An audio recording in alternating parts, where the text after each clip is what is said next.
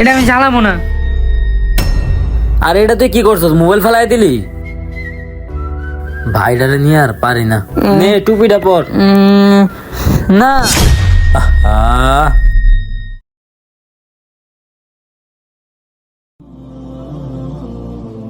আজকে যদি আমার ভাই স্বাভাবিক থাকতো তাহলে আমার মতোই নামাজ পড়তো। نزعت أسرار قلبي وجئت ألقي أسايا رباه عفوك إني للنور مدت يداي হ্যাঁ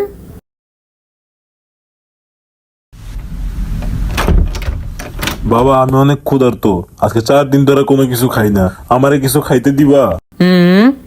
হ্যাঁ